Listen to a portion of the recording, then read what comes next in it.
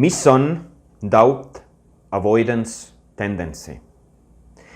See on inimpsühholoogiline kalduvus vältida kõhklemist ning seetõttu teha kiireid ja tihtipeale ka ebaratsionaalseid otsuseid. Vaadake, kui inimene on stressiolukorras, kui ta on pinge all ja kui ta on sunnitud selle pinge all tegema otsuseid, siis inimestel on kalduvus vältida kõhklemist, sest kõhklemine ei ole hea tunne. Ja kuna nad soovivad vältida kõhklemist, teevad nad tihtipeale kiireid ja irratsionaalseid otsuseid. Nad teevad otsuseid, mis ei põhine piisaval hulgal informatsioonil. Ja ainuke põhjus, miks nad selle otsuse too hetk teevad, on see, et nad püüavad vältida kõhklemist. Sest keegi ei taha kõhelda, keegi ei taha tunduda nõrk, keegi ei taha tunduda võib-olla rumal ja seetõttu tehakse kiireid ja irratsionaalseid otsuseid.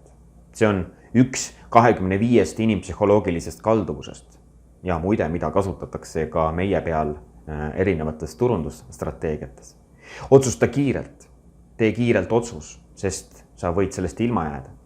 See on muidugi järgmine inimpsühholoogiline kalduvus, aga kui me kõik teised kalduvused eemale lükkame, siis me leiame ka selle, et otsuseid tehakse kõheldes, otsuseid tehakse vältides kõhklust ja seetõttu tehakse need otsuseid kiirelt ja läbimõtlemata.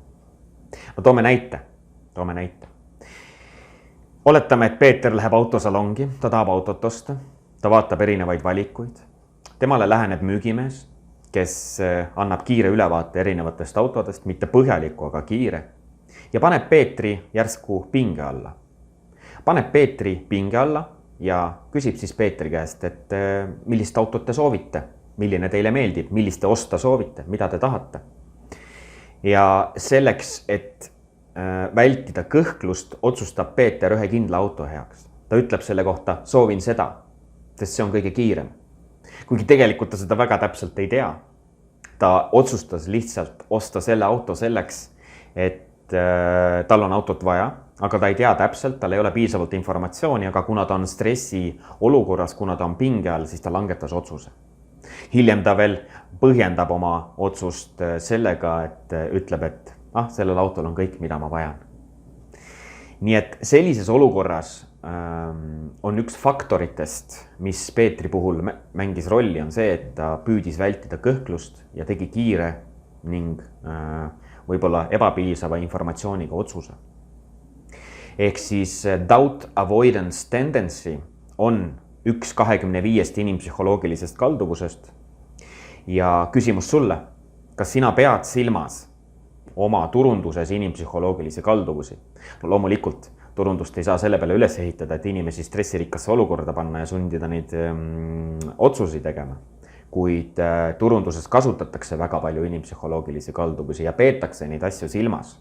Kas sina pead ka silmas inimpsühholoogilisi kalduvusi? Esiteks juba sellepärast, et kas sa oled sellest teadlik ja ei lase endale ennast stressi olukorda panna, et sa siis kiirelt otsuseid teeksid. Ja küsimus sulle ka see, et kas sa oma turundustegevuses kasutad inimpsühholoogilisi kalduvusi.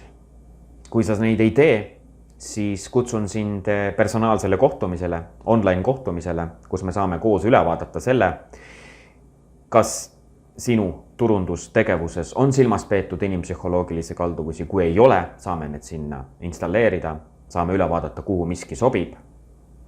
Ja kui sind huvitab online konsultatsioon, siis kirjuta mulle personaalne sõnum ja teeme kohtumise. Jätkan oma videoseerias inimpsühholoogiliste kalduvuste käsitlemist ja kui sind need huvitavad, saad jälgida minu YouTube'i kanalit või minu Facebooki videosid. Samuti kutsun sind jälgima minu lehte, Andrus Vainlu lehte. Olen turunduskonsultant ja aitan ettevõtetel muuta oma turundust võimalikult efektiivselt, mis on aktuaalne eriti praegu, kui me leiame ennast tegelikult erinevate kriiside küüsist. Sest just kriisid on need, kus me peame muutuma efektiivsemaks.